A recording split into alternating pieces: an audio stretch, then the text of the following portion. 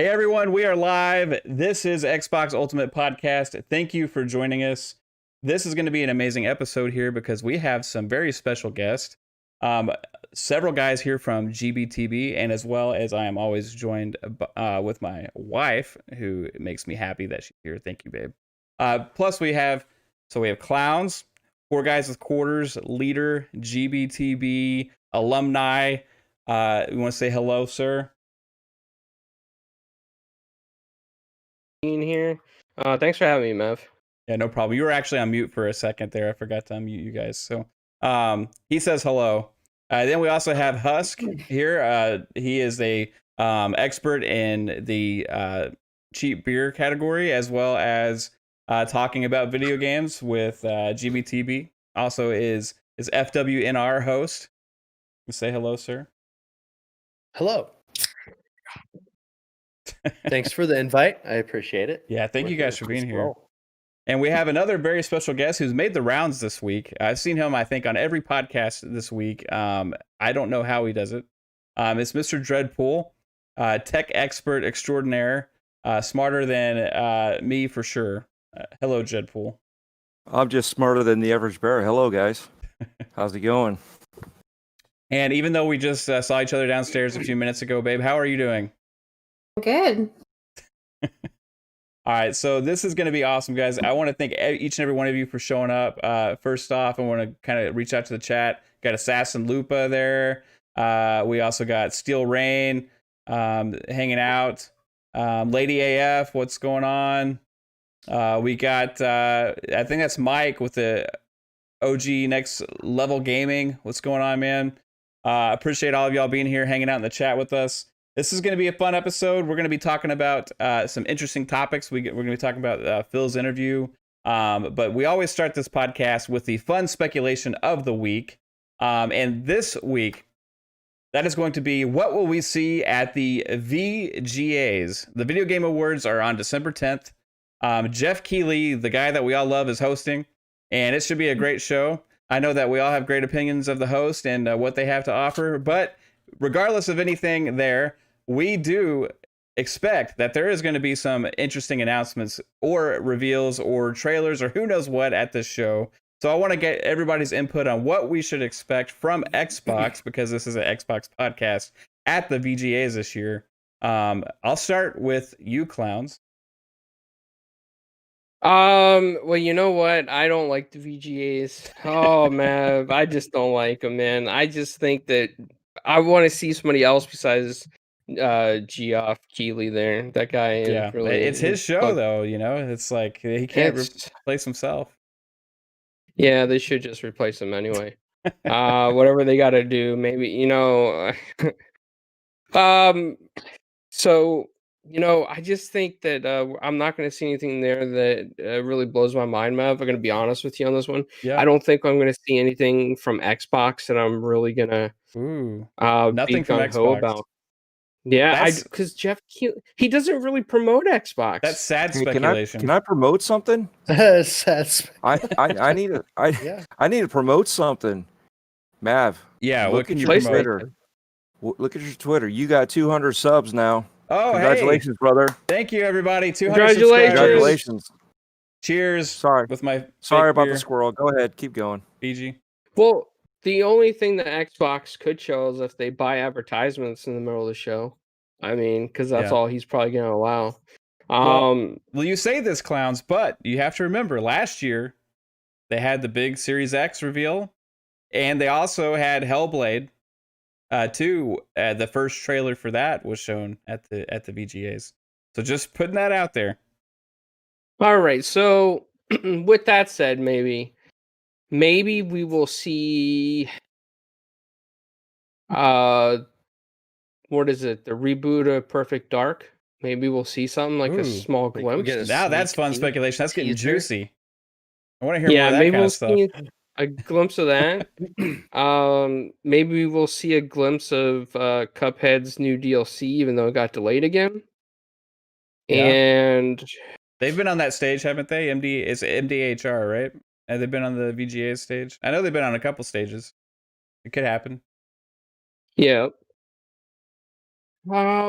Yeah, Mav, I just at a loss for words here because I'm sure we're gonna see Last of Us 2 plastered everywhere and God of War Ragnarok speak and be Oh, like, yeah. "Hey, it's the VGAs. Can't wait till God of War Ragnarok." I'm more excited about Minecraft Dungeons DLC, to be honest with you. But Yeah. that's just me. Hey, they could have a Minecraft Dungeons DLC blowout at the VGAs. That would be everyone. That's what Italian Clownz is asking for. He just wants to see the VGAs dedicated to Minecraft Dungeons. So if That's that right. happens, You you know can what? thank this man right here.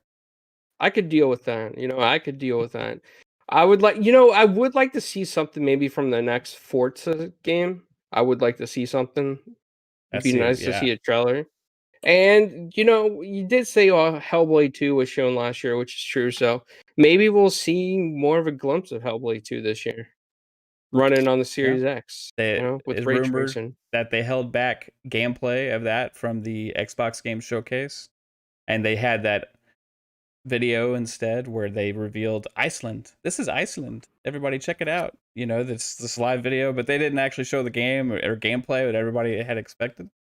So it was a little bit of a letdown for that game there, but they showed so much other stuff that led people to speculate that it was held back for some reason. Maybe it's the Game Awards. I thought it was going to be the day before consoles launched, but that didn't happen. So what do you think, Husk?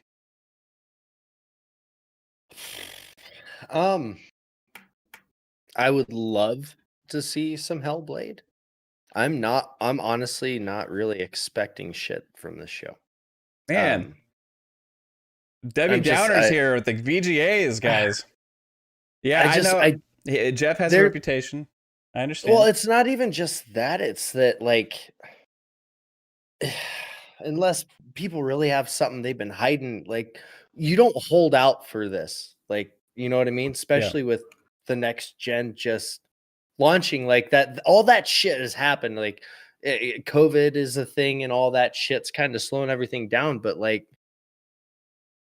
you don't hold off. You don't hold out your big guns to the VGAs. You just don't. They give At the least that's my view. VGAs a huge thing last year. Yeah, but that was the biggest thing they had was like the reveal of the Series X. Right? That's true, but you build up to that console release and then you release it. Yeah. I mean, maybe you do still need something, obviously, to drive more for the Minecraft Dungeons console, DLC. That's what you know what, man. Now you're getting somewhere, buddy. You're getting somewhere. If we saw Hellblade, oh my god, I'd be so fucking happy. Yeah. I would be ecstatic. I'm playing through the original again, and I can't believe how beautiful that fucking game is still. Like, and you could argue that trailer kind of went viral after the VGAs last year. Yeah. Because it was an amazing trailer that surprised a lot of people.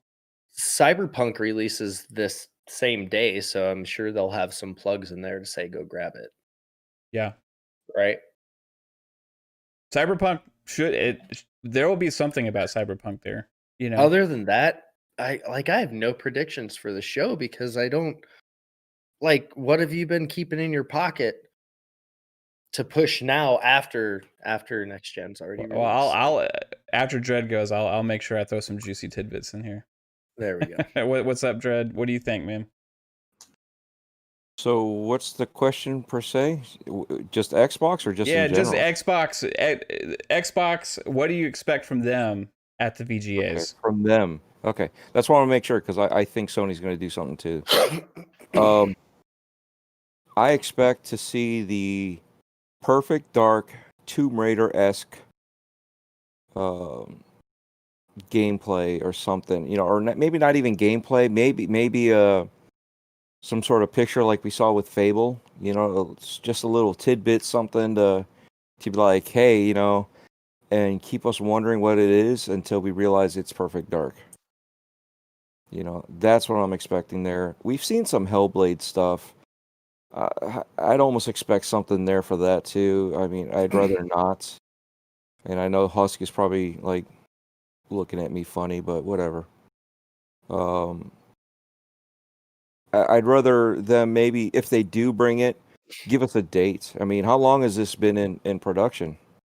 couple years probably since I would say probably right after Hellblade 1 shipped. Yeah, they probably started on it. I'd say they They would probably have to have. started, but they probably didn't go in like full blown keep production hearing this until. shit about this big update with Infinite that they're talking about.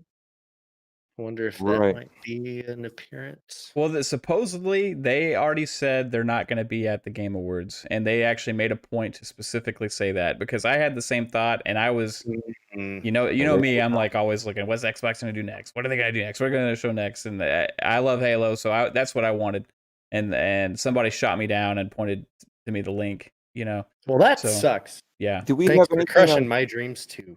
and have we heard anything? Because I really, today's been such a blur the past 2 days. Have we heard anything about Compulsion Games and their game? Still has not been announced yet. Right. That's another So one. maybe there's something there.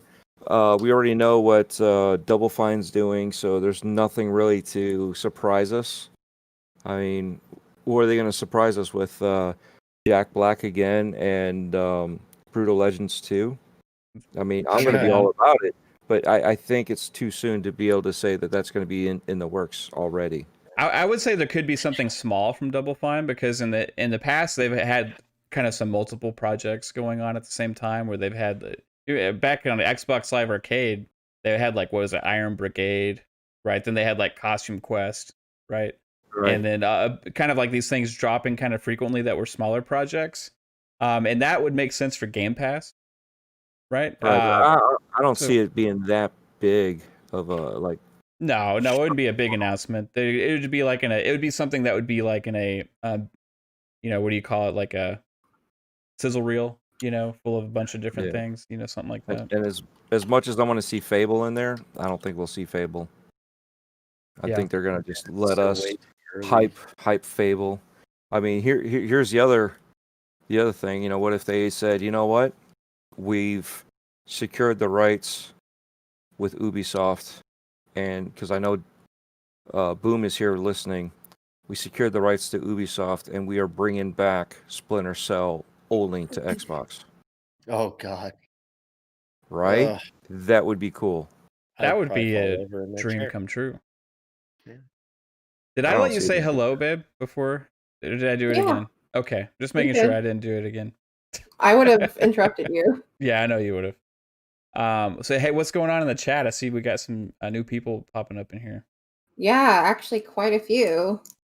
It seems like almost everybody is just as excited as y'all about Hellblade. Nice.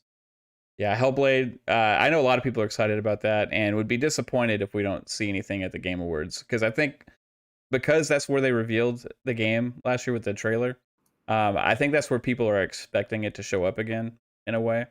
Especially after we didn't get it at the Xbox Game Showcase. So it's got a lot of hype. Splinter Cell would blow people away. That would blow me away. I might just cry if that happened. A lot of people. Yeah, me too. Honestly. You might get some tissues, but for the other area. Yeah, I mean, I would probably immediately go make 5 videos of me like crying, you know, and put it up on YouTube. It would be crazy if they announced Splinter Cell. That it's not going to happen. I've been wanting that for years. You know, it's been they skipped a generation. Splinter Cell skipped an entire generation of gaming. Yep. And it's one of the most loved franchises, for especially like, you know, the spy genre, like third person action games, right? That whole thing, like it was Metal Gear and it was Splinter Cell, you know, and then they just let Splinter Cell disappear into the void. They also kind of like they took it. I think personally, I loved. I didn't hate any of the games, but they took it too far into the loud category, like full blown action category. Yeah, I agree.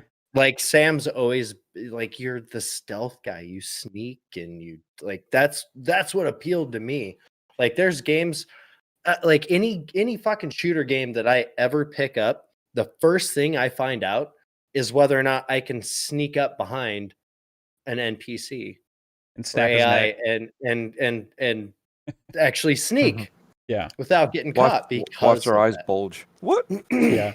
Yeah, They Splinter need to go Cell- back to their roots. Like, fuck it, start fresh, dude.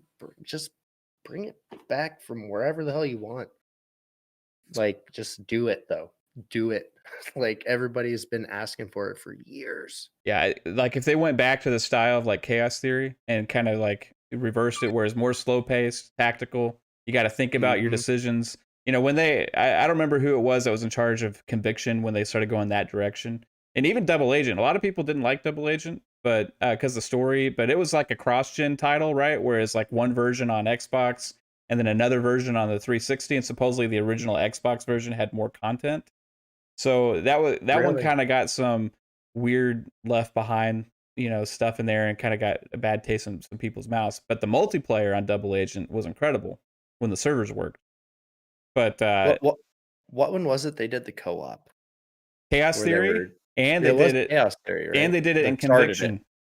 But they did it differently in Conviction. Conviction had this like story mode with the co-op where you're like have a Russian guy and then an American guy, and they kind of have to work together, right, to do missions.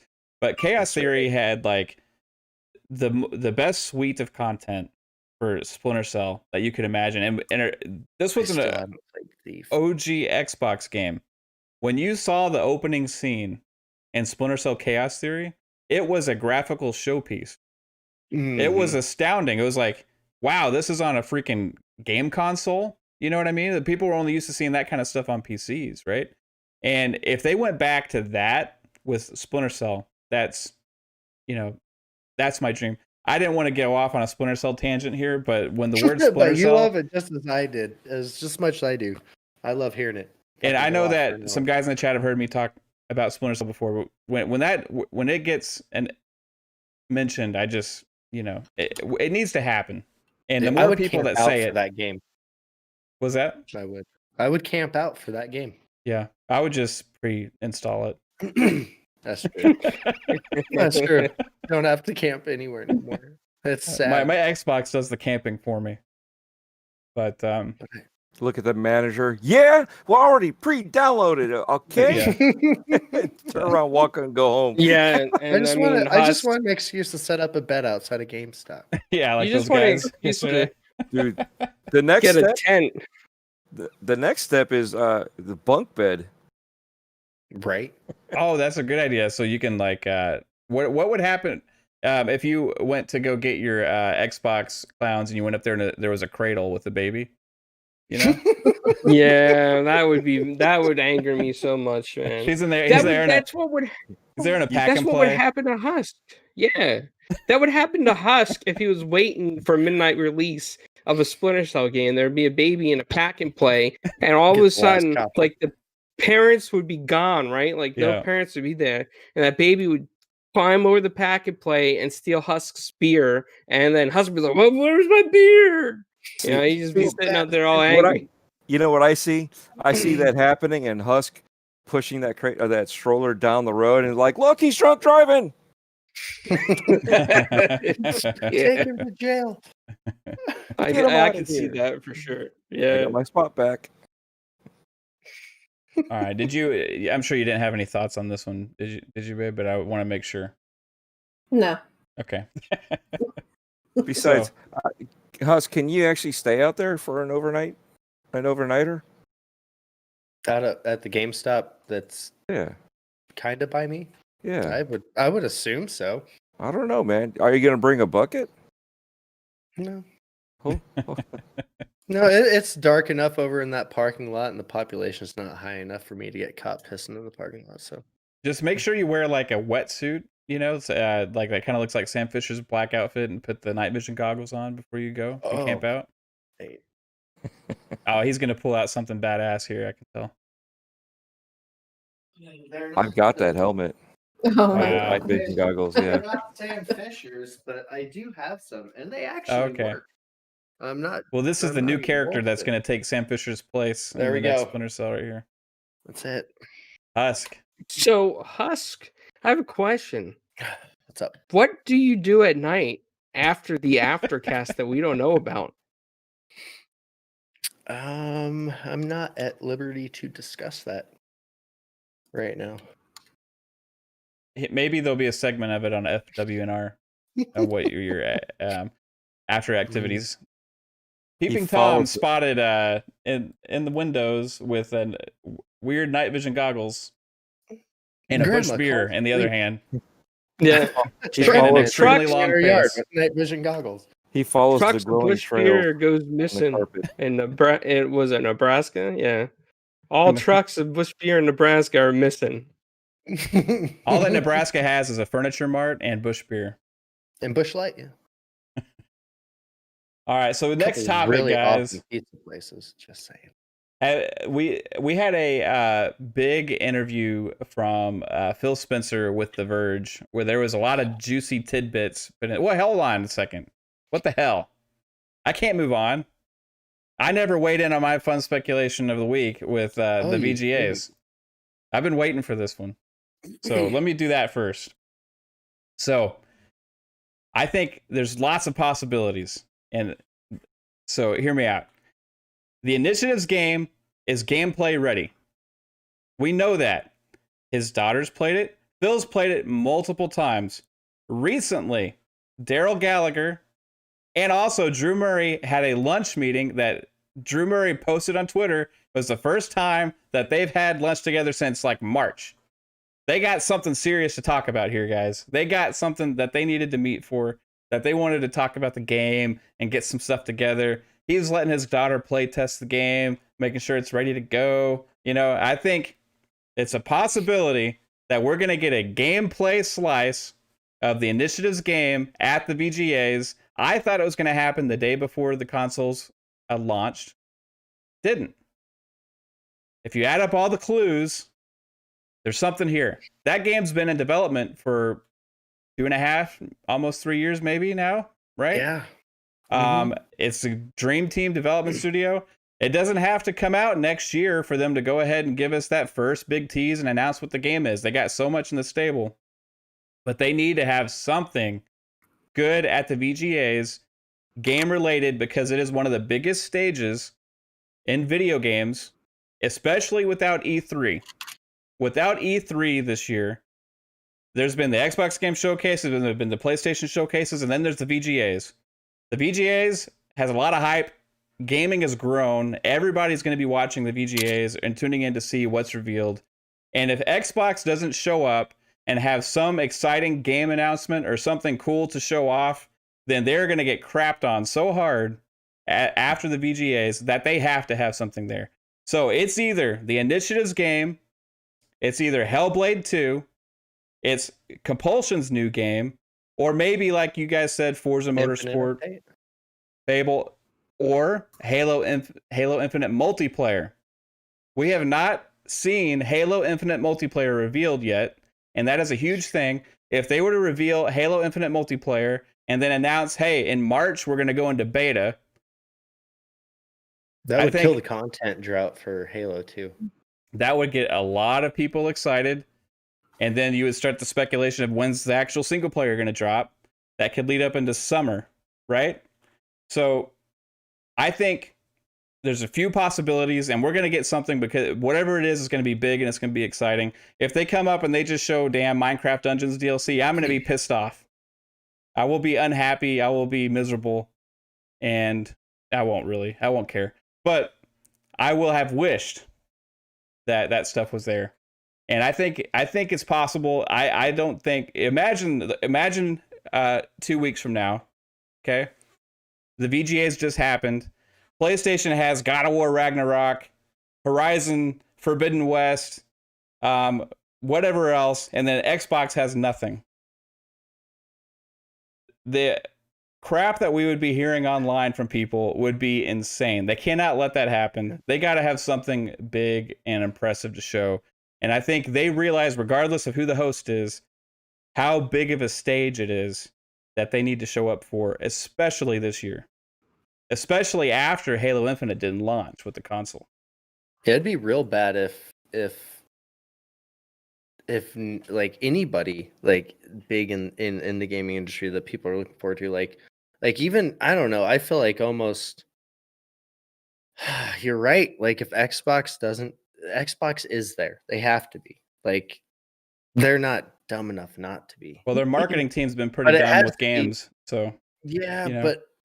but you're right. Like it has to, and they always say every time they have something going on, they say there's more to come. There's Yeah. more. There's always You know, more. we all forget about the fact that Phil Spencer was on a call with Jeff Keighley and Gabe from Oh, Steam. Gabe Newell. Yeah, Yeah. Yeah. it's true. So do you think there could be maybe some type of partnership with Steam coming? Who, if they announce that, that would be good. It's on its way. If it, well, imagine stage right, It's real. Phil Spencer walks on. Stage left, right after Phil Spencer stands there. Gabe Newell walks across the stage. And then they announce Left 4 Dead 3. Mic drop, walk off the Yeah. stage. No? Half-Life 3. Nobody else? Oh, they need that too, but I could give a fuck less. Orange Box 2. Or VR support. Yeah. Oh wow! Imagine if they did that. You know what I mean? Finally, and Just- people could just- stop Just arguing. the fact that you can connect to it instead of if you wanted that extra frame rate, like you could on the, you can connect it to your PC, you can connect it to your Xbox, and then you can stream it that way. You know what I mean? Minimal effort from Xbox side, but it all falls on the hands on everybody else. Yeah. That'd be- They just got to show up with something. And I think They're another already- thing that I think is going to be there would be Elden Ring. It's been quiet. It's not necessarily just Xbox, but It's been real quiet. I think we're going to see something from that. All right, so I have to move on to the next topic, but before that, anybody else got something interesting, babe, or chat? What if Um, Kojima had a game? No. Who? Cool. What if who? I see Xbot there. I see Yeah. Mike and Chris, Indie Gamer, Cloud. All you guys, thanks for showing up. Paul, Lupa. Lupa. What if Luna was there? Oh, Amazon Luna. You know what? They have game studios. That they haven't ever revealed anything. Remember, it wasn't at Amazon that bought the Killer Instinct developer and took them away from Microsoft, and then Microsoft replaced that dev with another team to finish off the Killer Instinct content. Which they did. It was either Amazon or Google. I'm pretty sure it was Amazon. No. Let's find out. Thanks, Andy. Somebody type. Okay, going into this Phil Spencer interview. Okay, so we have some fun little tidbits that he had dropped. One of them was a promise kind of to Xbox gamers about having games that they wish that they basically want to feel good about that they chose Xbox. And he's responding to Halo Infinite not being there at launch and the whole thing out there that people say Xbox has no games and all that kind of stupid nonsense, right? So he's just kind of responding to some of that, and he said basically that it's important to them to make sure that they give the content to the fans, basically to the Xbox fans, and they have invested in a lot of studios to be able to do that. So what do you guys think about because I still see this online all the time, where people say, okay, they have studios or whatever, but they haven't shown anything yet. Well, common sense at the same time, to me, tells you that, it takes time to make these games if they're big games, and they haven't acquired all these studios but to 2 or 3 years ago, right? Or even more recently with some of them, obviously. So common sense tells me that, yeah, they're working on this stuff, but it's just not here yet. But to some people, it's still like, hey, it's not here now, so it doesn't exist, right? What do you guys think about the promise of Xbox in the future? Do you think they're doing enough to showcase what they have to offer for the next gen with the disappointing last gen with first-party titles, based on what Phil said? Or do you think that it still rings shallow and hollow with the lack of first-party content at launch? So I'll start with you, Clown.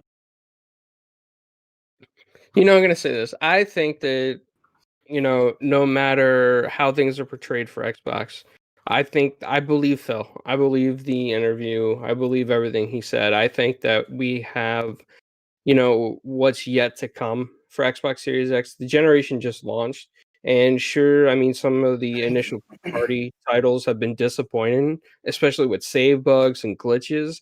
But again, that's not really Xbox's fault.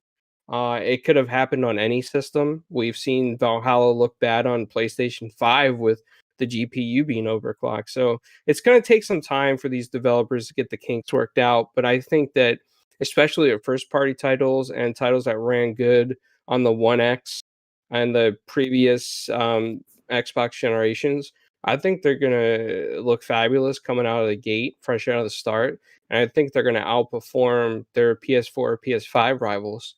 And I do think that once everything is fixed properly and patched, I think we're going to see the power of the Series X. I think that people just like to twist stuff around, and all this Digital Foundry stuff right now, comparison, they shouldn't be doing it. Not right now. Yeah, not yet. We'll get into some of that more later. What about you, Husk? Do you think that their promises ring hollow and shallow, or do you think they got some merit? Shit takes time, man. And just like we all saw how, like you mentioned, when you initially addressed the topic, last gen first party was kind of piss poor. So they're definitely a transition stage. Yes, right? but they're also investing, and they've been developing this generation. They've been working on it for years already. Yeah. Like they want these games to fucking shine and play as good as possible. Like, even if you take away this horrible year, okay, they're going to take their time and get shit right this time. Not every game's going to be a hit. Not every game is going to blow the socks off everybody. But that's what they're wanting to do. There's a reason they're investing the kind of money they are. And we're going to see it come to fruition when shit is ready to do so. They're not just going to start shoving shit out there. So, I mean, yeah, we need to see something. Maybe tease us some shit. But at the same time, don't fucking blow your wad early. Does that make sense? Yeah. It makes That's sense to how me. I feel about it. I would say it doesn't make sense to some people. First party studios with that, like, yeah, it's coming. People just need, like, they have to have patience. It will happen, and when it happens, like, the whole fucking narrative's gonna shift. So, just People patience. tend to think about now and recent history. They even forget about further back history. They forget about the 360 era and the PS3. Oh, that era was bad. Right. So it was flip-flopped back then, right? And then we had this whole generation, which kind of, it was kind of like all over the place, and Xbox had a major resurgence in the middle of the generation leading into the end. And they got, I think they got a lot of momentum. And they got a lot of studios, but like you said, it takes time. So what do you think, Dread? I'm going to say Husk, ditto. But, you know what I mean? It is what it is. It takes some time. These guys can't just shit something out and be like, all right, it's a AAA game, quadruple A game, and here you go. Yeah. How long have we seen all these Sony games for years, right? We're all like, oh, yeah, how long is it going to take? It's taking you forever. You keep showing it every year, and finally it comes out, and it looks beautiful, right? So are we forgetting that, too, as Xbox fans, that there's those of us that criticize them for taking that long? And look at the games. Look what they're rated at, I really don't care, but the game's fun.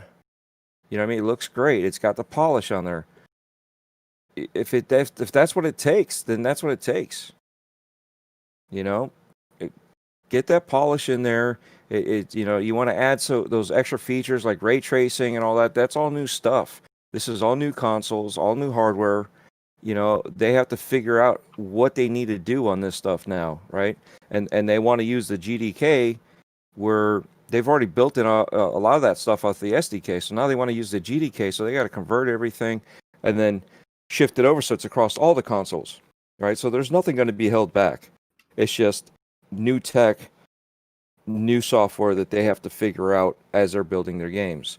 Now, how about this? Are we also forgetting that a lot of these devs are going back to those old games to make them, to give them the 4K treatment, or you know what I mean, to give it that little extra oomph, a little extra life? It's not just one guy going out there and doing all that for you. There's a team out there, and they have to figure it out, before they push it. Yeah, does the console do a lot of stuff? Yeah, it does a lot of stuff for them. But if you want to optimize it, that's what they got to do. And that's part of it. Is it takes time. And you don't just have the Series X and S to worry about. You have PC as well. Like, as similar as they are, you still have to develop for each. Let's not forget To some extent. How about third party, where they're also developing for Stadia, which is a Linux-based software. It's not 486. Okay, so yet again, you have to learn a whole new set. And granted, these guys already know a lot of that stuff. When going in here, you don't just learn one language. A lot of these guys know multiple languages. If you want to take that even further, a lot of these titles right now, at least for the next year or so, are also Xbox One, PS4, the VCR Xbox One, right? Then they got Xbox One S, and they got Xbox One X. They got the PS4 Pro. Then they got, the Series S, the Series X, and the PS5. Then they got the PC and all the different iterations of graphics. How scalable are games, right? Just look at PC, right? Very. And the amount of graphics cards out there and stuff is just mind-boggling. And they got to make the stuff work on all these things. So, it's optimization takes time, especially when something new comes out, right? But as far as the question there with Phil Spencer, I think personally, it's going to happen because 7.5 billion, right? That's just one reason why. $7.5 billion investment. It's not just something you throw out there and say, we'll see if this works. Hey, who knows? Maybe they'll make something good. They got something. They don't buy these studios on just pure hope. They have stuff that they're already working on or that they've shown them to make them feel like it's a worthwhile investment.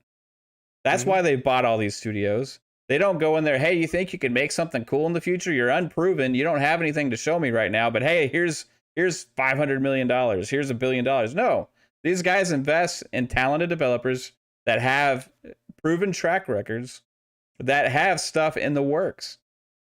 Starfield. That's Todd Howard's new game, right? And for people who don't know who Todd Howard is, just look at Fallout 3, Fallout 4, Elder Scrolls Morrowind, Elder Scrolls Oblivion, Elder Scrolls Skyrim.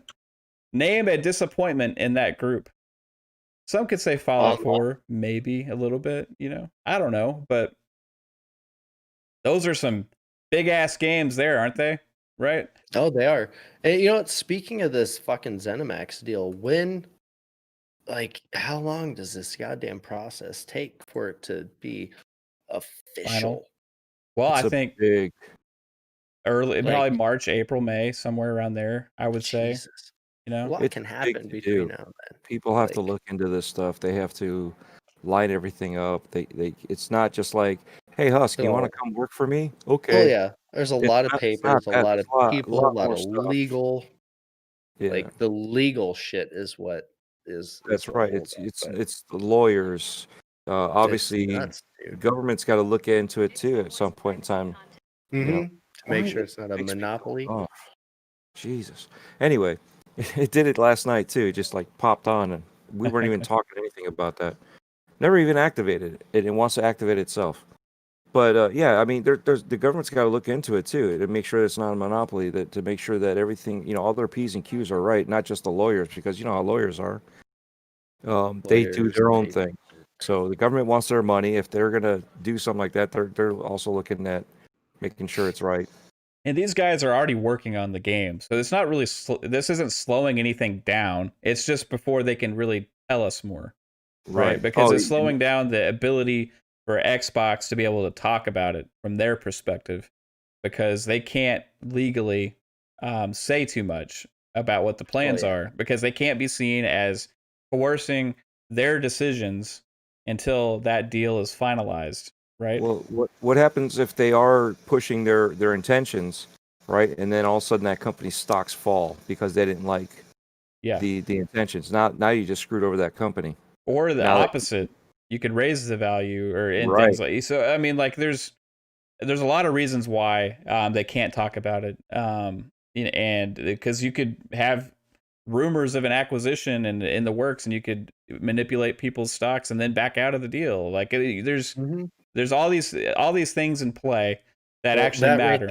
Big thing is, it's all money, right? Everybody wants their cut. So see, here's the other thing. You mentioned slowing down. They're not slowing down, right? No. You know what slows them down? The death threats.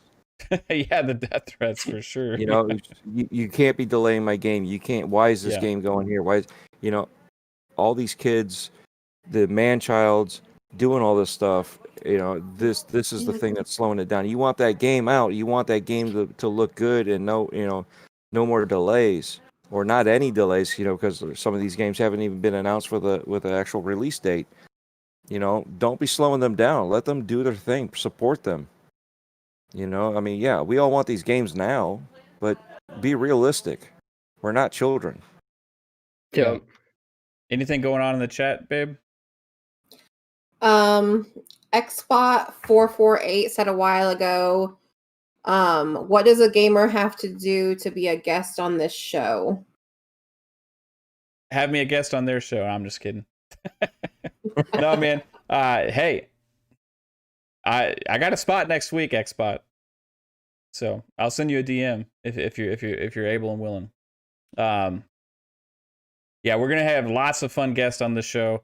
This is only our second time with the panel, so I've gotten to know these guys quite well over the last couple months, and I wanted to make sure that we got some guys I've been knowing and talking to for a while on as some of my first guests, and it's been fun. I appreciate everybody in the chat, and also these guys here for showing up and being a part of the community and showing me support pretty much from day one. In fact, my first podcast I was ever on, besides doing my own recorded thing, was GBTB. I got an invite from Wilmy. So, and then from there, it just kind of things, took off, and, here we are today, and we got a live panel of my own. So, it's been awesome. And you're going to be on there again Wednesday. With? I don't know why, but me. With you, yes. And hey, guys, speaking of, last week there was some conversation about my backdrop and it missing a tree. And I said I wasn't doing it. And she said she tried to convince me, but I wasn't having it. So there's been a little bit of a compromise. But you did a really shitty job. It's just a little tree. I didn't have to mess with it. Mav, your tree is a 10 out of 10. Thank 10 you. out of 10. It's Caitlin, like yours looks good too. Make it more visible. Caitlin's is 8 out of 10. Mav's is 10 out of 10. Mine's nostalgic. It's like the Charlie Brown tree. Caitlin, yours looks angelic. Clowns. Canceled. Cancel culture. Did you hear me, Caitlin? What did you say? Sorry. I said yours looks angelic. Thank you. And who had to spread all those damn branches on that tree? Hey, let's not get kinky here.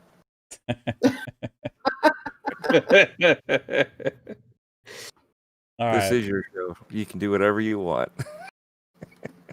So let's go ahead and move on, I guess.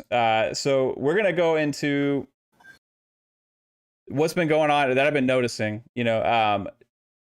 a lot of people haven't been talking about this in a general sense. They've been just picking apart specific games, right? But man, the launch games for these consoles, and even the before launch, and I think part of this is maybe coronavirus and COVID, and maybe trying to meet deadlines.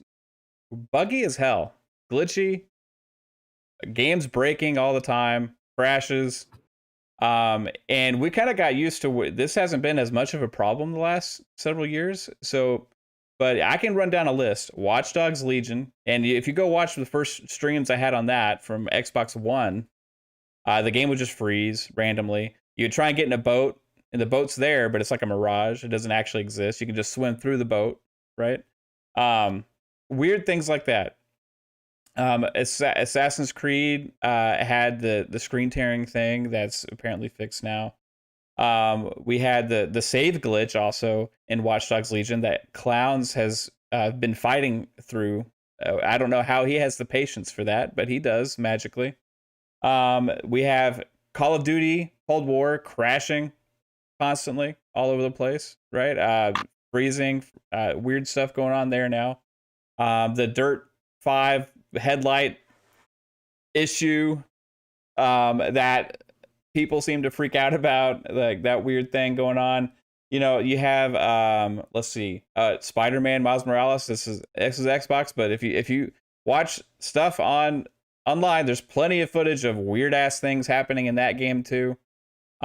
We have been inundated with a bunch of really laggy, broken frame rate, frozen, crashing games at the launch and right before it. You can even say Marvel's Avengers had a lot of problems with frame rates and stuff like that, right?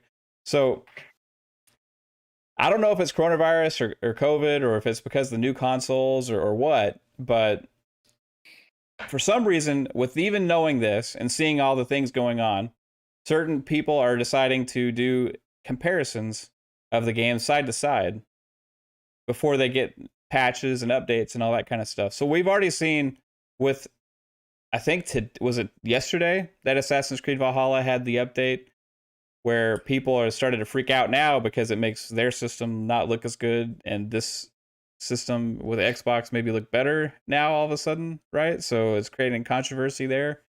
My point with this is, man, we got a lot of broken games, buggy games right now. These things need to be patched. They need to be fixed. They need to be updated. They need to be optimized before anybody's sitting down there with a microscope pinpointing a frame drop or a headlight. Maybe wait a couple months, because things are screwy right now. And it's not just on Xbox. It's screwy everywhere. So what do you guys think about that? We'll start with Clownz again. This has been, I think, a difficult launch for game companies, and I think part of it is because it's like they probably started development on older dev units and then moved over to newer dev units. So of course there's going to be a lot of stuff that QA is probably going to miss. The save bugs, though, I don't think should have been missed. I don't know what they're working with over there, but those are some pretty serious issues. Save bugs should have always been acknowledged, and this is not the first time that happened with Ubisoft. If you guys remember the launch of Watch Dogs 1, it had a save glitch as well, where a lot of people were losing their saves. And then for the people that didn't lose their saves, when they finally updated the save glitch and fixed it, everybody who had saves that were working prior to that fix lost all their progress. So I was at the end of the game, final mission, and I was waiting for the patch just in case, and it wiped all my progress. So Ubisoft has done this before with Watch Dogs. With Assassin's Creed, I don't think it's ever been an issue before. But like you said, I just think that these things aren't optimized. Murdered Soul Suspects had issues too when it first launched on the original Xbox and PlayStation 4 as well. So it's not like a new thing for the industry for this to happen. I just think that because now we have a lot of journalists with microscopes out there becoming tech experts that don't even have a journalism degree all of a sudden. They're just coming out saying, hey, this and that, let's get MS Paint and count pixels. And then you got Digital Foundry just like nitpicking every single thing. If people didn't nitpick all this stuff, it wouldn't have an echo chamber on Twitter. You know, if you go way back to the old days, right, Mav? I mean, Mega Man games had tons of glitches. Nobody ever complained about that.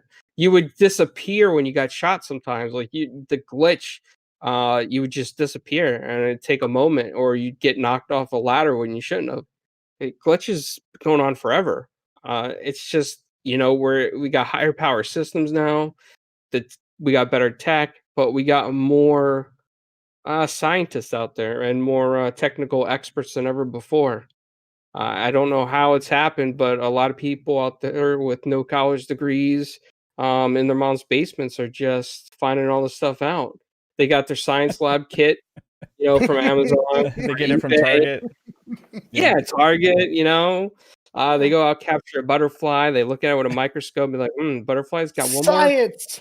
pixel This on the wing. butterfly has a bug. Yes. It's got one more pixel on its wing than, Valhalla does when I walk into a castle or something. It's just, I don't know, man. We're just in a life of echo Yeah. chamber now, and the curse of the digital internet and people that just buy their degrees off eBay. That's what we're at. That's where we're at. If we have patience, these companies know what's wrong. Just have a little patience. It will get fixed. They don't want their products to be bad. Like, we've seen that Watch Dogs already taken a hit in sale price. You think Ubisoft wants that sale to be like that so fast for Watch Dogs even before Black Friday? No, they'd rather sell that game at full value, but they know something's wrong, so they're going to work on it. And when it's fixed, it's going to be back up to full value. And speaking of Watch Dogs, they did just announce also that they're pushing the multiplayer update to 2021 because they want to make sure that they fix the game first. So that was interesting also. So and you've had comments from Codemasters, right, regarding Dirt 5, that hey, there's an update coming. And I've seen a couple of videos and talked to a couple people that seem like they know that Xbox had the dev kits in people's hands late compared to other companies, and we're going to see updates on a lot of these games. And also, as far as even if you go on the other platform, just to throw a bone there, a lot of the issues you see there are going to be fixed with optimization from firmware updates, right? They can increase the fan speed or lower the clock speed a little bit without anybody really noticing, that take some of that heat away from the memory, right? I would assume so anyway. So, and it seems like a lot of the artifacting and things that people have been having issues with there could be fixed from some simple things like that. There may be more serious issues here and there with both systems, you know what I mean? But it's not panic zone right now for anybody yet, right? Shouldn't be. No, it shouldn't be. But it is for some. The games that I've been playing have been amazing. And that's not even just the launch games. Like Assassin's Creed Valhalla is a transformative experience for me as a console gamer. I've said it many times that I've never played a game open world like that at 60 frames per second. It just changes it. It's a new experience. It's amazing, right? Dirt 5 is a great game. It's adrenaline rush, right? It's super fun. What do you think, Husk, about all this nonsense? Well, I'm gonna just use that word again. I'm gonna say nonsense. It's nothing new. It's nothing new. Yeah. Every generation has its issues.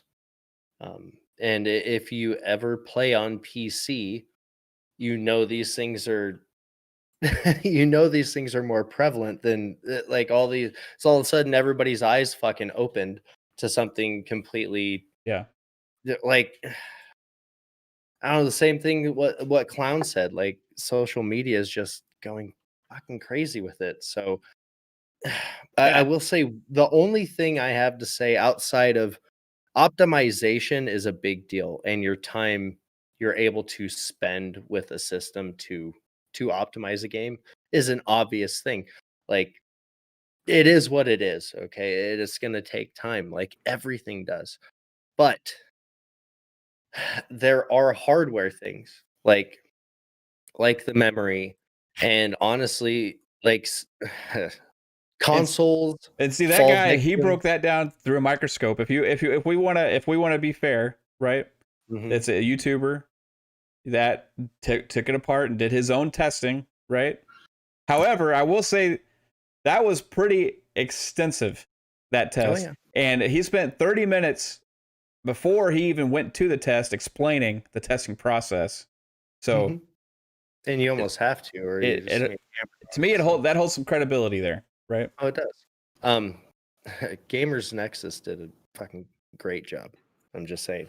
Um, all right, so if we talk about everything outside of optimization, consoles aren't immune to silicon lottery. They're going to do their best to get the best possible parts of that fucking wafer on their chips. Yes, but at the same time, you're not every single piece of silicon is going to be of the highest quality. Like you could set yours next to his, and yours would perform better because that's just how it works. Nothing's fucking perfect. And that I've done a decent amount of overclocking on the PC systems I've built, and the second you go too high on your clocks and a game is not fond of it, like the game doesn't like it. It's not your system, it's the game itself. Doesn't like your overclock, doesn't like the frequency, it'll crash, shut off your computer. You'll get artifacts for fucking days.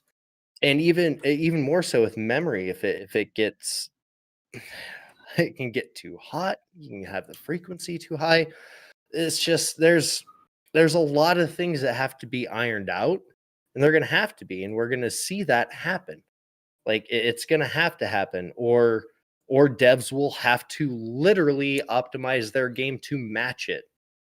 Like the other day I played Hellblade, and I had a plus 150 on my frequency for my graphics card, and it was fine. I went and played WoW the other day with my girlfriend. Totally shit its pants. I had to drop it by like 20 megahertz is all, and it ran fine. So Wow. there's a lot. There's so much that goes into it, and that's the only issue I see from like the PlayStation platform is that they have this can boost up to. It obviously is boosting too high in some situations. Like any artifacting I'm seeing could be fixed with a down clock. Not even that much. I don't know because Not enough that I people would be able to don't really fuck tell with the it. difference, right? Yes. Yes, but it's fixable through shit like that, and optimization is the other thing. These games, they will optimize them, they will fix them, and every time you see it, like this horse shit with the conspiracy theory nonsense with Yeah. with Valhalla running I don't better even on want Xbox to. I don't now. even want to go into that BS. We're not Because going to, but you can but get no. that's You what I'm can saying. talk That's about it, but it's it's just it's craziness. they worked on it, okay, and now they have to work on it again. Like it doesn't stop. Yeah, it's a Like it's constant a never ending optimization until fucking they get it cycle. right. It will all be fixed. Everything will be fine. Calm the fuck down. There are That's games that came out happens. years ago that are still getting updates and Yes. patches, right? It doesn't end until nobody ever plays the game anymore.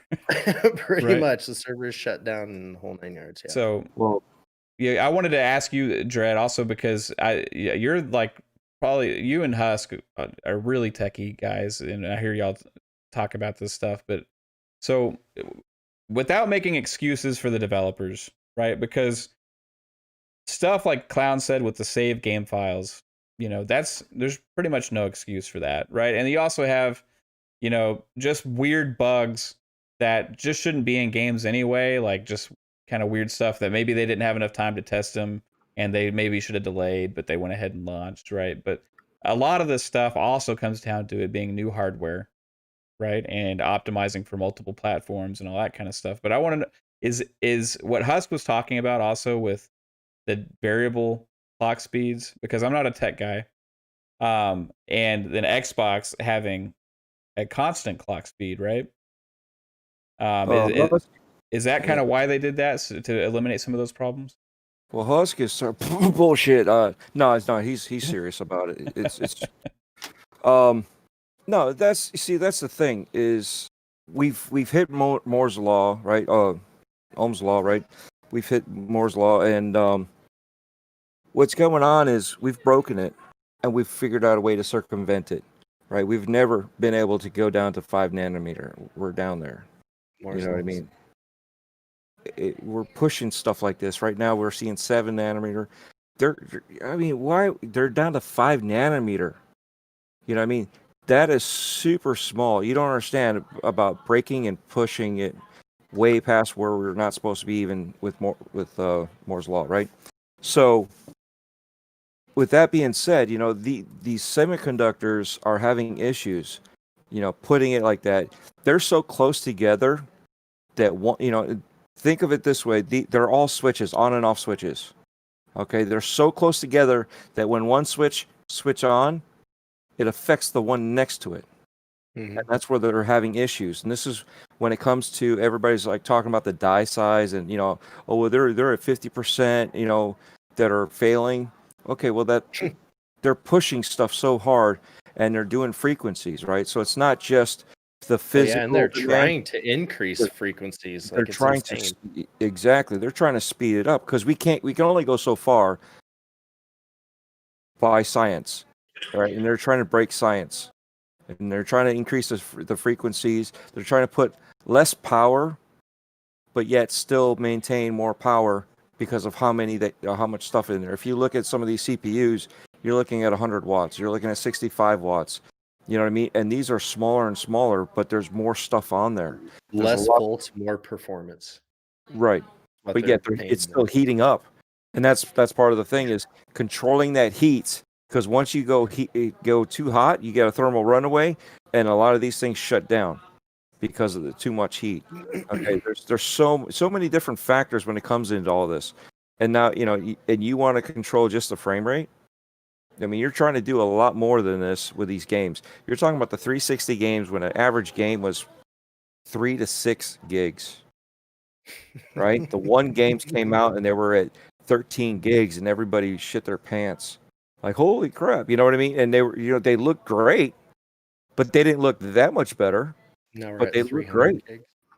And now I'm looking at one of the games is 200. Can you guess which game is 200 gigs? Well, I have an idea. Yeah. Because I got one that's taken up, between all of the content for it's taken up 240 freaking gigabytes on my hard drive. So. But that's the thing. Now, when you're looking at all this, you're looking at 6 gigs. 6 gigs of information to find a flawed code versus 200 gigs to find a flawed code, okay? So not only you're going to have one flawed code, you're going to have many flawed codes. So back then, you'd be able to have a game tester go over this one particular spot and go over it and over and over and over and over until they can simulate it on a constant basis and then figure out where that code is. You can't do that now. Now we have online games. These games connect to servers. These games are not just local anymore, where you have to fix it once, put it on a disc or a cartridge, and send it out and hope for the best that nobody finds anything. Hence Mega Man, right? So when you those games couldn't get updated either. What you got is what you got. Exactly. And now they know. Well, we've done the best we can. We know we can update these games. So and that the people that have them in hand are our testers. They're going through their beta test to get the most of the bugs. Is it playing smooth? Is it doing this? If we got some bug eyes, nobody's looking at that, right? Why did Andromeda come out the way it did? Because nobody really tested it that way. It didn't happen to everybody. Look at Batman. It got ported to PC, and that was full of crap right there. They didn't even do anything, right? So there's a lot of stuff going on. There's more information. You got to find all this stuff. And when you can patch it anytime, this is what we run into. we have too much going on. And yet again, we want to blame the devs Convenience. for not building these games right now. You know what I mean? Even indie gamers, right? They love their games, but guess what? Their indie games also take a while. They're no longer indie games. They're quality games. You know, we call them indie games because of how they're built. But when you look at some of these games, some of them literally can rival AAA games. And it's like a couple people. You know what I'm saying? So when you look at all this stuff, you're looking at tech, you're looking at software, and the tech is there to help out the software as well as the software is there to pull as much power out of the tech. So having VRR is awesome, but you got to have the TV there. If the TV can't do it, what's the point? You know what I'm saying? But if your console can't do it, then it definitely doesn't matter if you have a TV that can. And then your cable. If you don't have the cable that can handle the output that's going through to there for the communication, there's a lot of stuff going on that you got to make sure meets up. And yes, your cable doesn't meet up, if that's what you're looking at. So, can you say all that again without using any big words? English? No, I'm just kidding. Dreadpool, the science guy. No, Dreadpool, you're incredibly smart, and I'm glad you can break this stuff down for people that are smarter than I am, especially when you start talking about nanometers. That's when I'm like, what? I didn't know they had nanometers. No, but that's awesome, man. Yeah, that gives for those that didn't understand any of it, take your Xbox or your Sony PlayStation, whichever generation you have, unplug it from the wall, find a box, put it back in there, and return it to the store and say, thank you. I will take the Legends flashback, like the one I just got from my sister-in-law the other day. Legends one of those flashback? Games. What's that? Yeah, it's like the old 100 games in one for like $30. Let me go get my Xbox real quick. I've got to put it in the box. For anybody into PCs at all, there's a reason Intel's been stuck on the 14 nanometer plus squared process for so long. They cannot. They're finally having to, go a little bit farther out of house, and they probably want to shrink their fucking node size. It's bad. Okay. Do you have any comments on the nanometers? They're trying. They were trying to get 10, and they couldn't get down to 10. Yeah, they couldn't even fucking touch 10. They have them in mobile chips, and they're fucking. They're not good. Hey, one more thing while we're at it. There you go. There it is. Does this just turn into GBTV? I think it did. Or Retro Renegades? No, I got Mountain Dew. Don't worry. Yeah. I don't do this often. Are you drinking something? Oh, you got your Fiji. Yeah, we're drinking the same thing. Yeah, you usually see me drinking like a Coke or something or that's good water. I won't. Yeah, she likes to get the fancy stuff. The fancy stuff. Don't get naive. I mean, Evian. I like Dasani, but people say I shouldn't drink Dasani because it has like salt in it or something, and it's made by Coke. I don't know. Whatever. It is a Coke product. It's just like they all have their own things. What do you? What's your favorite water, babe? Fiji and Evian. I like Smart Water. Smart Water is good. Body Armor is badass. It's flavored, but have you seen Evian and read it backwards? Naive. Oh yeah, naive. That's a good one. So you might want to rethink that one.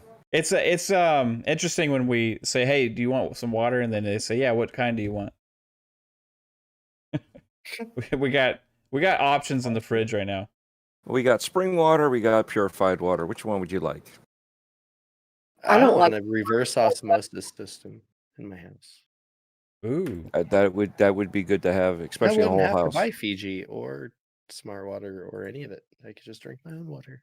Yeah, I will say Smart Water is really good. What's that other one that I really liked, babe? That I started drinking for a little while. And those are like what is it? Is it like higher oxygen levels in it or something? Oxidized? pH. Yeah, the pH levels. There's Core and there's Essentia. Essentia, that's the one I liked, I think. Yeah, those are both good. and they have like different pH levels and stuff. So like, I don't know. Yeah. See, Anyway, I like Gatorade. I use it to water my lawn. I use it to water everything. My vegetables. Gatorade works. Really? Have you Your not vegetables seen start dunking on shit after you water them? Have you not seen Idiocracy? Oh yeah, that Terry movie. Crews is president. Yeah, that was a good one. I haven't seen it in a long time. I think I've seen that once or twice, probably over 10 years ago. But that was a funny movie. I feel like we're kind of that's like actually that movie may have been a precursor to reality. Actually, Yes, My that's wife what I've hates been that saying. movie. Fuck. I've been saying that for years. Ever since I seen that, I was like, you know, that is the direction we're headed. all right, so I'd mentioned this before, but Dirt 5, they said they're getting a patch. But otherwise, other than that, we have games still that keep coming out with optimization updates. Now the consoles have been out for what's 17 days now. So it's a little over 2 weeks. And so coming up in the next few weeks, I think actually Star Wars Squadrons actually may have just dropped. I gotta double check on that. But also Madden is getting their update finally on December the 4th. It's gonna be interesting to see how many titles end up doing this over time, right? I know that Control, even though I don't like what they did with their thing, I ended up getting it because it was half off. The Ultimate Edition was on sale for the Black Friday deal. But that they're getting a 2021 optimization update as well for that game. So there's lots of games still getting these optimization updates, and I think they make a big difference. And it's also a way that's kind of bolstering the lineup in a way, because we used to get these games as definitive editions, right?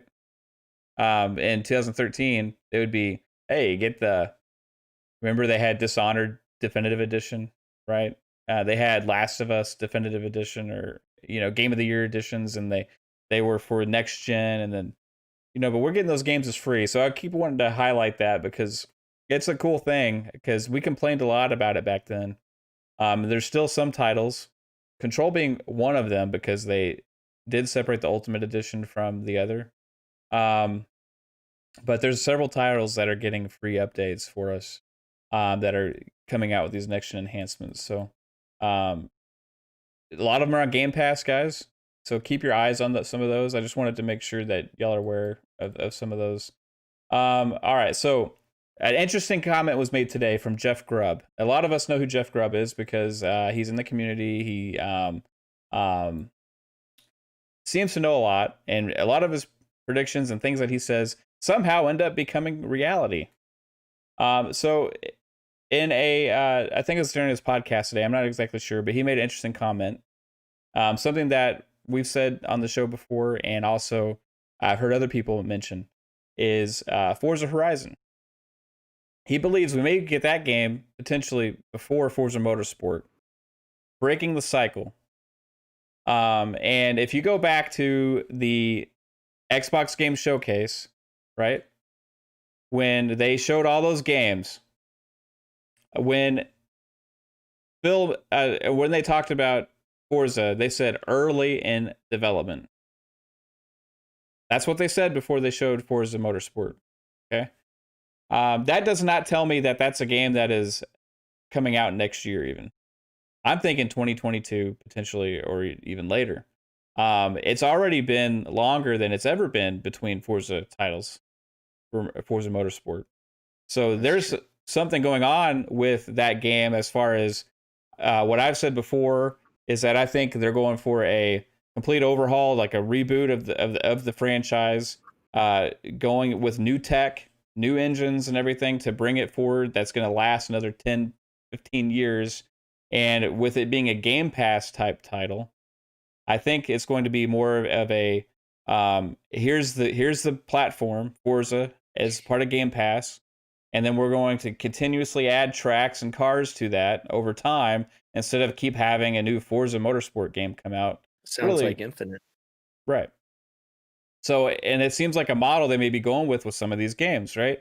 Now, Forza Horizon does not fit that model. for Forza Horizon, you have to create a new world. You have to create a whole new open world of adventure, right? You can't just keep updating that with new content and expect it not to get stale. Right? Forza Motorsport, you can keep coming out with new tracks, new cars, updating, right? So when he mentioned this, is like, you know, it makes sense, and people want Japan for Forza Horizon would be cool.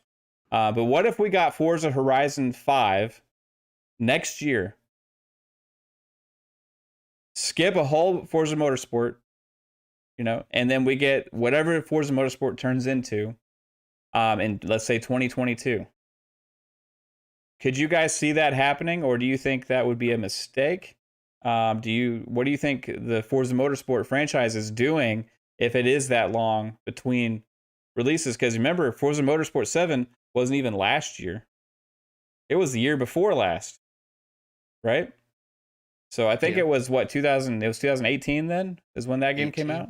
So, you know, you're going to be talking about potential 4 or 5 years between releases for Forza Motorsport.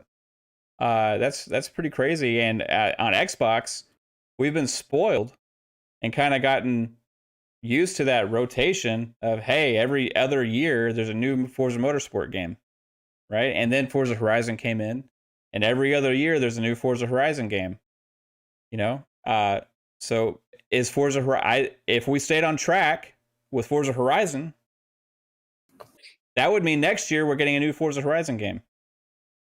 But Forza Motorsport's not on track. They're doing something different. So I think what he said is true. I think next year we're going to get Forza Horizon. And when one of y'all mentioned Forza Motorsport at the Game Awards, I think we can see Forza Horizon 5 at the Game Awards. I think that would be more likely. So what do you think, Clownz? I would have to agree with you. I think that they're probably a lot further than we think with Forza Horizon. I'm pretty excited. Playground's a really good studio, man. Like they're just amazing. And it's probably, you know, with Forza, it's the Horizon series is almost like at this point, it's kind of like a template, you know, and they could just really use the same kind of template over and over and just create a different environment or backdrop or world. Um, and just throw skins on the cars and change slight things here and there is what I believe. So yeah, I think that you're 100% right. I think that we are going to see a Forza Horizon before a Forza Motorsport. Now, is Playground capable of handling 2 massive games at the same time if they are the ones working on Fable? I do think so because they were already probably split up the studio, and they did hire some other people for Fable as well. There were some job advertisements during that whole speculation if it was Fable or not, Right. and they got Microsoft money now, I so would say they can bring more people in if they need to. yeah, and it's 2 they big probably ass games though. You know what I mean? Like, yeah, but I mean, you look at this though. You got Xbox Game Studios, like the whole family now, so they could just like reach over, you know, if they need help with something small to like Compulsion or Turn you know, 10. or yeah, like somebody else will be like, hey, can you work on like this portion of the game, this 2 hour championship race? Can you help us out with this one while we work on some of the multiplayer stuff? Like, I mean, there's so much help within their own studios now that Xbox has created. And that was part of the purpose is like you get all these great studios together, all these great developers, they can help each other out and get their stuff out there. And we're gonna see constant content coming up. I think it probably closer to mid-generation of this generation, we're gonna see constant content coming out from Xbox Game Studios left and right. It'll be insane when that rotation kicks into full gear, and every studio has been like, let's say every studio's on their, like, not even their first title, but like some of them are on their second, you know? So it's going to be, we had this on the show last week as the fun speculation of the week. It was, how the hell are they going to manage all the announcements and trailers and stuff, right? Because there's just going to be a lot. You know, you're going to have potentially 30 projects in the works at the same damn time It's And you're going to nuts, have to man. figure out how to give each thing its own space and ability to shine out with video, with trailers and game announcements and all that stuff. And it's a legitimate problem, because no publishers had to worry about getting in their own way as much as Xbox is going to have worried about getting in their own way. You know, like let's say when like EA screws up and they release Titanfall 2 at the same time as they release Battlefield, right? Or they did the same thing with Titanfall 1. It's like they say, oh, these aren't really competing franchises, but they're both freaking shooters. Yeah, they're one is going to affect the sales of the other, and Battlefield is a bigger horse. You know, it's got a lot more people excited for it. So it will affect the success of Titanfall when you come out with Battlefield at the same time. And I think Game Pass is the X factor here. That kind of takes a lot of that concern away, because if it's all coming to Game Pass and it doesn't necessarily matter, we all get it anyway, right? If we subscribe to Game Pass, they're not worried as much about sales as much as having the content there to subscribe to. But yeah, it's going to be a problem. Sorry, go. I want to go to you next, Husk. As far as we go with what were we talking about? Yeah, Forza Horizon. Playground and turn. Oh, oh, damn it! You're talking about Forza Motorsport. Yeah, Yeah. are you a Forza fan? Yes. I've dumped quite a bit of time into Horizon. I didn't play Motorsport 7. Yeah, I'm I one of the few that I played think likes Motorsport more 7. than Horizon. No, 5 or 6. I don't know. It's more of a simulator. Like it's not Yeah, the, arcadey open world, even though Horizon is like it's not as arcadey as I hear some people say it is. It's not. It's still extremely realistic within what they're trying to accomplish. Um I could see where you're coming from very easily. And the reason I say like a couple things I agree with. Yes, maybe we don't see Motorsport next year, just because that game's going to be a fucking showpiece. Like they're going to dump as much time and testing and all this shit into it as possible once they have the game in a playable state. So yeah, it could take time, but then again, maybe they are farther ahead than we think. But when you said that you think they're kind of going with like the model like what Infinite's doing, where you put out your game and then you add these big ass chunks to it over time. You know what I mean? Um, that makes sense, because if you remember, the title has went back to its original title. There's no number. It just is called Forza Forza Motorsport. Motorsport. Could it be free to play? Oh, it absolutely will be. Well, no, Game Pass. It won't We'll be be on free to Game play. Pass, but yeah, It will be but on Game Pass. with I don't. multiplayer maybe. I don't know. That's possible. Then again, we've never seen it with a racing game, but Yeah, or I'm not aware of one. It's possible. And then, but at the same time, you're looking at free to play, and then you're diving into microtransactions. That's a very divided thing. right. Um, It depends on how they do it, you know. I honestly, I want to say we'll see Motorsport next year, because it's been 2 or 2+ years. Yeah, it's been a while. So I want to say that that's something they're holding for next year. I don't think we'll see Horizon 5. We could though. It's totally possible, but then again, I feel like that studio is going to want as much time as possible to make their game look like they're going to want Horizon 5 to outshine 4, even though they'll still support 4. Like they still supported 3 up until what, recently? Super Yeah, recently. So I don't know. I don't think any of them want to bite off more than they can chew.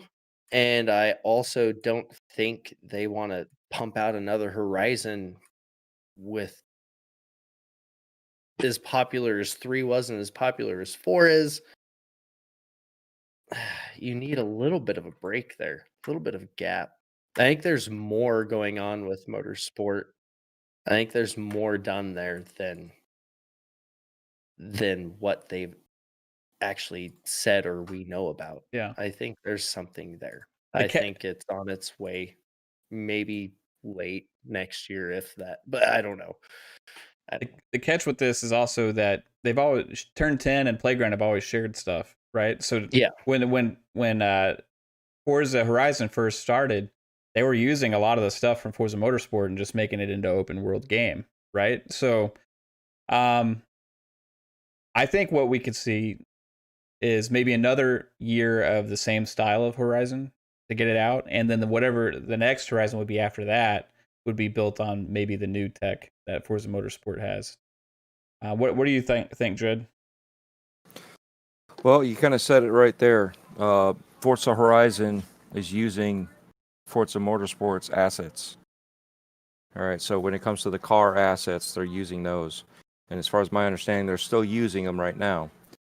So that being said, Forza Motorsport itself is a lot further than you guys think it is. I think it's next, because if they're utilizing those assets in the first place, it helps mitigate a lot of that development time for them to share those assets and put it into the Horizon game. You know what I'm saying? Because think about how much time they're putting in to the locations and make it photorealistic. That's a lot of time. And then you're going to redo everything that Motorsport has already done for a car. It makes sense to grab those assets and push it over. So yet again, you want some space in between those. You had 2 bangers, if you want to call them that, when it comes to Horizon 3 and Horizon 4. Back to back. You don't want to jinx it. You want to give it some time, let it die off, let the hype build it back up again and prove a game. But I don't see it happening before or this soon. You know, Motorsport will be first, as always. And then they'll move it over to Horizon. And then with who was it? Lost my train. Playground Games. They're going to be able to do great work for both games between Fable and Horizon. So they already have 177 members for the Fable team that they've hired on. That's just one team? One team, as far as my recollection, there's about 177 members. So I got a question. I don't know if any of you know this, but when they have these development studios have these multiple teams, do they work in different places entirely, or do they share the same space? Or some of them. So what happens is a lot of the main people are employees. The rest of them are contractors. Right. So you go game to game. You never know if you're gonna have a job tomorrow. You know what I'm saying? I've never been in that position to know 100%, but that is my understanding. And actually, here, I just brought it up. In January 2018, rumors were that the developers, Playground Games, have reported that they had a hiring of 177 positions for an open world role-playing game. And since then, it's been confirmed that it's Fable. Yeah. So, how you doing down there, babe? You're on mute. Good. Gmine asked for a link to the Discord server. Okay, I'll send them one after the show. Okay. We'll get it to you, bro. Let's see. We also got some new people I haven't seen before. The Game Filter. How's it going? Then there's somebody else that was new.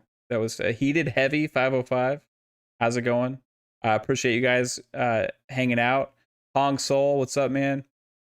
Xbot, what's going on? Again, I appreciate everybody here. You already mentioned them. Did I? I don't know if you did. They get 2 shout outs.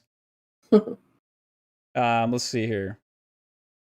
Yeah, all right, so we're gonna go into the last topic here. I think with Forza, I think you guys have said it all. I mean, Horizon, we all got different opinions of maybe when we're gonna see it. You know, I think Dread, you're saying that maybe after Motorsport because that's tradition, but I don't know when we're getting Motorsport. My understanding, it's already playable. That's what Xbox said in the chat. Xbox said in the chat. I saw that, but man, when they said early in development, unless that's just marketing speak, you know, that threw me off because we all kind of usually around launch, we were all thinking launch window game probably for Forza, right? Originally. And then when they said early in development, it's kind of like, wait, Forza Motorsport early in development? What does that mean? You know? Don't forget, Phil said that he wants to have it where each game that as they launch, especially the bigger games, as they launch, that they have a buffer, so they're not dropping all their games day one. Right. Yeah, on launch day, they want to drop a game the next month, have another game the next month, and start building that cycle where they're gonna every month there's gonna be a huge game, but it might not be, it's not gonna be like a shooter every for the first 3 months dropping, and then all of a sudden a racer for the next 3 months dropping. You know what I'm saying? So you're gonna have your shooter, and you'll be happy for at least 3 months. Then you'll have your if you're into racer, it's somewhere between the second and third month to the fourth month. You'll have something like that. So they're gonna space it out accordingly to what the game is like. Just like you said, between Titanfall and what do we say, Battlefield, right? So what happened? Titanfall tanked. Why did it tank? They had competition. They were between Call of Duty and Battlefield. They were screwed either way. So what happened? Their stocks went down. What happened? EA bought them. You know what I'm saying? And it's funny how when you manipulate this kind of stuff, you don't think that was a manipulation, that it was an oversight? No, I think they did it on purpose. And this is what Xbox is trying to do also on purpose, is not to kill their next game or their previous game from the potential that they have to allow the gamers to fully enjoy these games versus, all right, what's the next game coming out? Hurry up, let's get this thing beaten and move on to the next one. So there's a lot more going on. There's a lot of strategy with all this. Game Pass also changes the way of distribution and the way they have to think about it. You know what I mean? So because you're just trying to keep a steady stream of content to keep people interested in subscribing, and also have big titles that are going to attract new subscribers. But the release schedule is more about pacing everything out as opposed to just having something at the holiday every year, right? For the big games. So that's going to be interesting because they're not as worried about retail sales. They're more worried about subscriptions, and that doesn't matter what time of year it is, really, right? So, all right. So we always end this show with the Game Pass Game of the Week. This week, I wanted to draw attention to one game that was not getting enough attention, in my opinion. It is forgotten about for some reason as a launch title for the Series X and Series S. First time the consoles was on launch day. It is a game that has great reviews.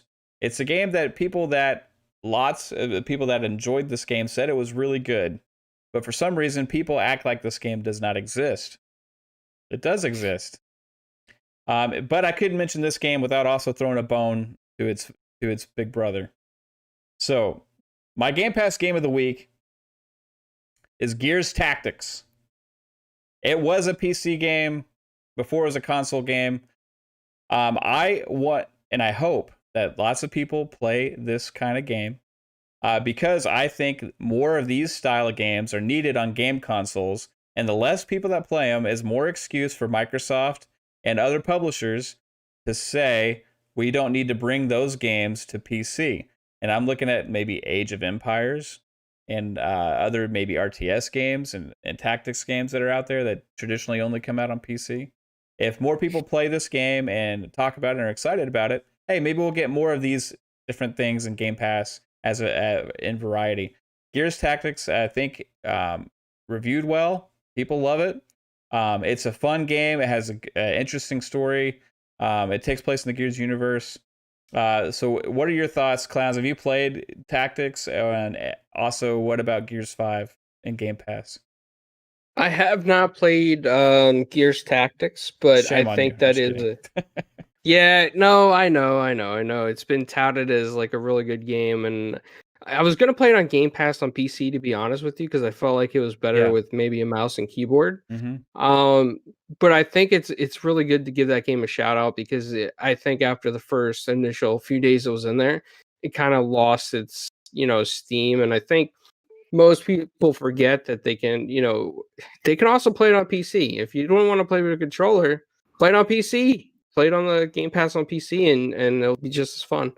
Also, as far as Gears 5, man, we got actually, I believe, a review copy for that.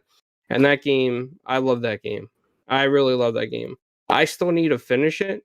I only did impressions of it initially, but yeah, I think that the game is really well thought out, and I really enjoyed the previous Gears. So I'm just liking it. I like the style that this one is, and it's just, I mean, with the Series X, it looks even better, man. You just can't complain. Yeah. Optimization on that game is gorgeous. Gears Tactics is pretty also. It's not it's a good looking game. What do you say, Husk? I need to play it. I have it installed and I just haven't played it. But It's the same weird thing, and it's not just us. We all did you play XCOM, or do you like games like that? I did. I played it a small handful of times with Okay. a buddy, and then It's a genre thing. it is. It's because it's in a genre that's a little bit more niche, right? People forget, Yeah. but this is a big title, right? Yeah, XCOM got more like hype. you said, it looks good. It does. Like I've seen gameplay and I've seen like it's like it's got this it's got the Gears feel, it's got the Gears look, like especially once you're not in that top down and like you get cutscenes or it zooms in to a certain thing. Like it's there. It's Gears. It's very much Gears.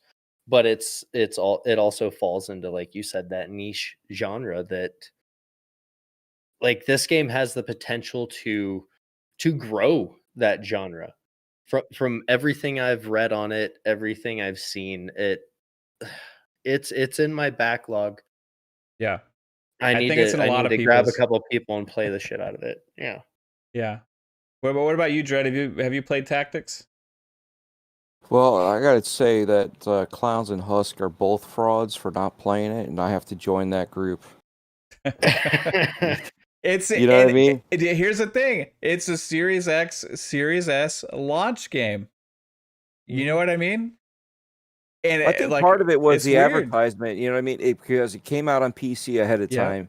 A lot of people that wanted to play something like that were interested in that genre were already into it and playing it on PC.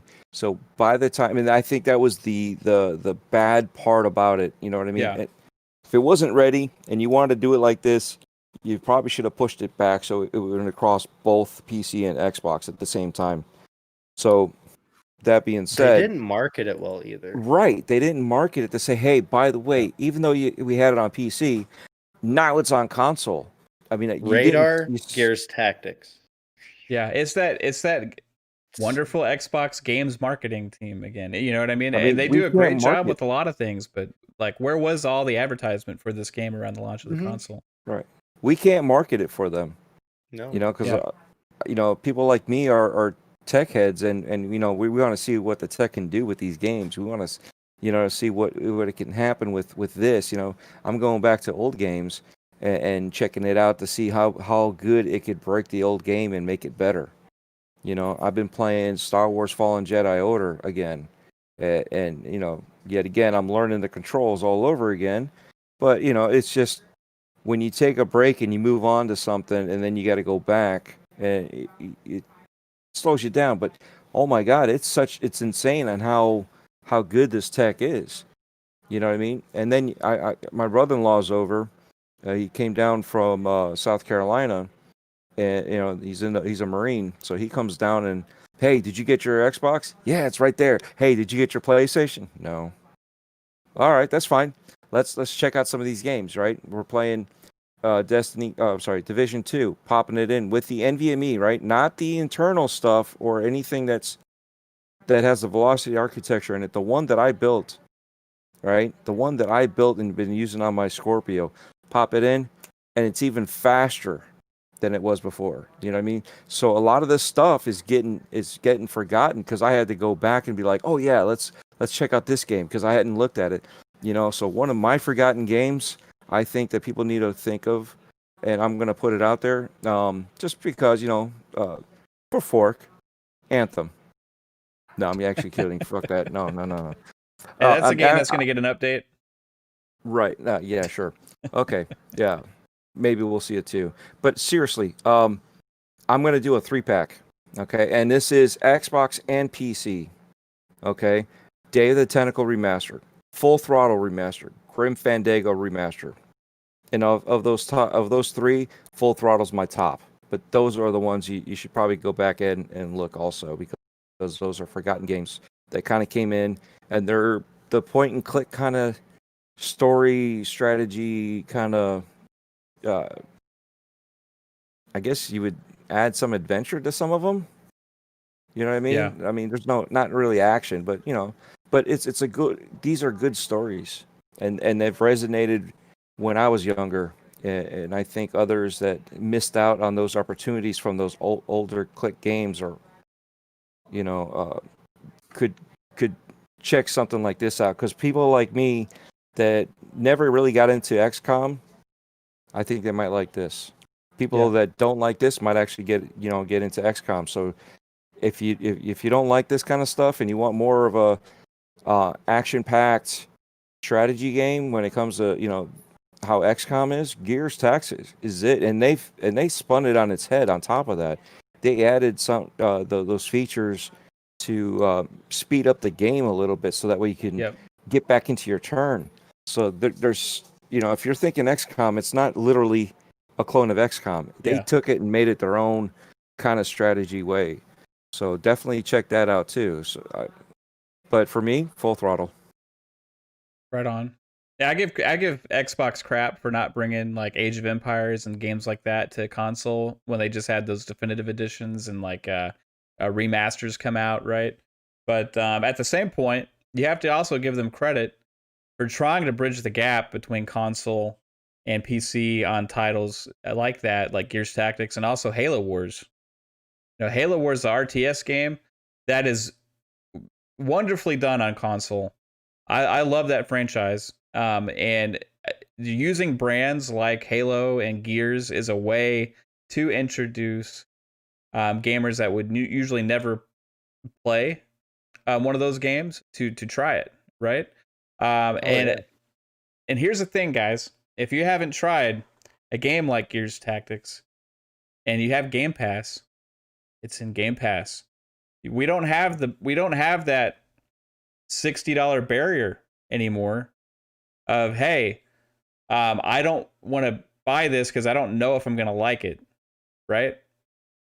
It's there to try. If you don't like it, you don't like it. I would recommend anybody that has Game Pass giving it a shot, because it might just be a genre that you never knew that you would love, right? Anybody got any other final thoughts on that? You're absolutely right. That's exactly. And Halo Wars was fucking awesome.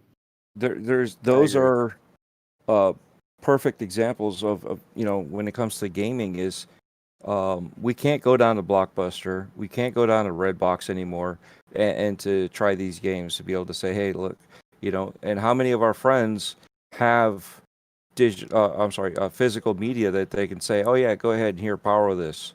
You know what I mean? So we're getting to that point where we're more and more digital, and it makes sense. If it's in Game Pass, I would never, as much as I love Full Throttle, I might buy that one again. Might. Yeah. But in all seriousness, if You'll get a it came down, discount. if push comes to shove, I would never buy it if it wasn't in Game Pass. You know what I'm saying? I wouldn't play it because there's no reason for me to buy something like that. It's it's kind of an old game. My daughter is too young to get into games like this. I mean, I did have her play Full Throttle, and she was kind of lost with it. And I'm trying to, get her to play while I'm reading her the story and to understand what to do. It's just too much for her. But yet again, it's something that you can try. I tried Minutes, right? Another one of those indie titles. Yeah. I was like, oh, please, whatever. Let me just try it, whatever. It was a fun game. It was really cool. You only had 1 minute to get to where you had to go and figure it out, and then you started over again. It's kind of like that game that's coming out called 12 Minutes, right? Or 12 seconds? No, 12 seconds or what? Maybe. But it's very, very low res, kind of like the old Zelda graphics per se, black and white, very low key. But like I said, I would never have tried it or bought it if it wasn't in Game Pass. Right on. I want to try something different here.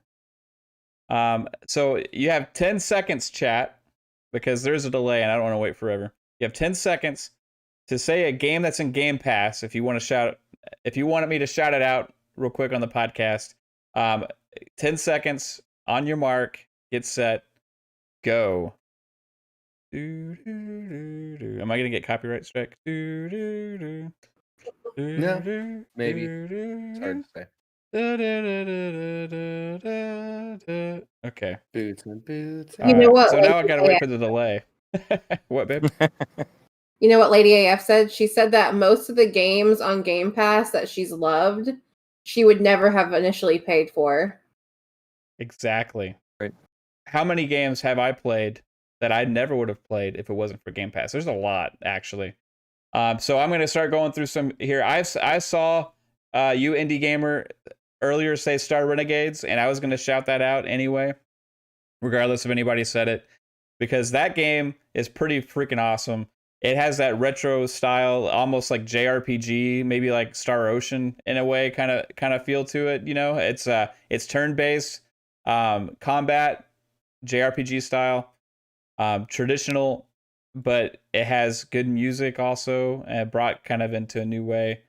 Let's see. Anybody checked out Star Renegades? No. The Tourist? Yes.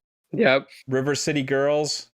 Yes. Yep. Spiritfarer. Spiritfarer is a good game. No. Celeste? Celeste? Yeah. Yes. Alice Yeah. Madness Returns. Oh, definitely. You don't think we'd own something like that? Planet Coaster? Yep. Carry On. Okay, I'm not going to shout it anymore. Yep. Yes. Undermine. I missed one. It's like Clownz, you said. Undermine. That's Yep. So good. yeah, that's a good game. So yeah, Xbox has no games, right? Anyway. Oh yeah, Hollow Knight. Hollow Knights. Yes. There's so many good games on Game Pass, guys. Anyway, that is gonna do it. But before we go, I want to thank my guest for being here, and I want to thank you guys in the chat. This was episode number 18 of Xbox Ultimate Podcast. Been doing this 18 weeks now. Craziness. Thank you to my guys that I was on my first panel that I was ever a guest on. These three guys on GBTB. So let's do some shout outs real quick. Where can everybody find you, Clownz? You can find me at Italian Clowns on all social media. 4Guys Recorders on Tuesday nights with you, Mav, as well. Yes, sir. You're there.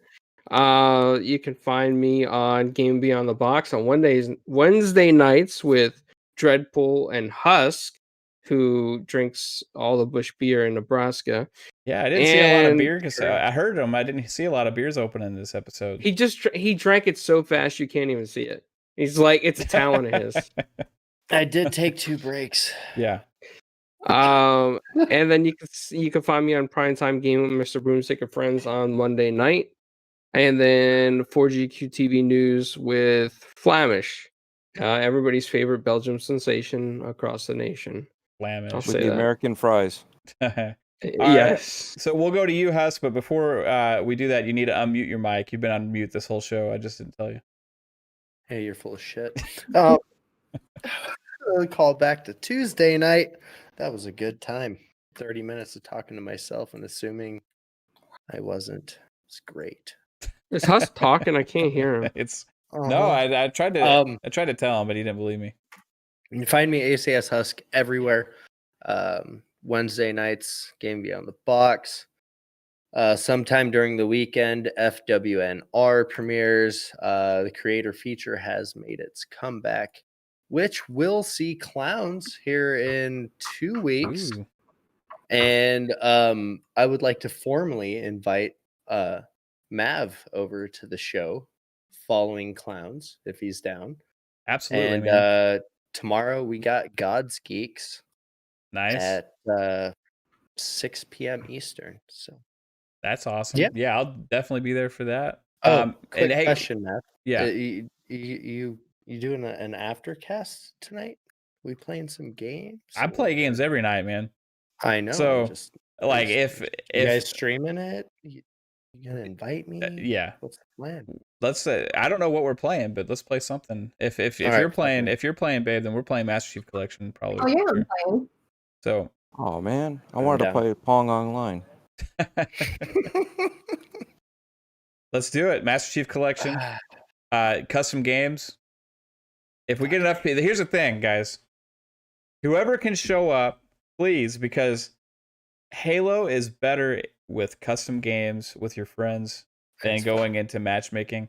So if we could have like 6-on-6 custom games going, or even 4-on-4, it would be magical. Master Chief Collection tonight. If you haven't played it with the update, it's a new game.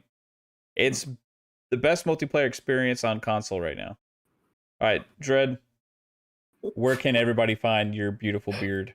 Oh, yes. Everywhere but here right now. I didn't want to turn on the camera, to be honest. You shaved and you didn't want everybody to see your chin. I didn't want to scare the hell out of people. Oh, my God, bare skin. So anyway, you can find me on Twitter, Dreadpool, the O's are zeros, YouTube gamertag, and Stadia, Dreadpool, all letters, all caps. Breaking Bread with Dread on anchor.fm/Dreadpool. And the latest episode is with Italian Clownz. We sit there and talk about the consoles and the 3-year-old that robbed him at gunpoint, and then how he still ended up getting one anyway and flipping that little baby the bird. So again, with these two degenerates, I'm on with a whole bunch of other degenerates on Wednesday nights, gaming Beyond the Box. Remember, it's Beyond.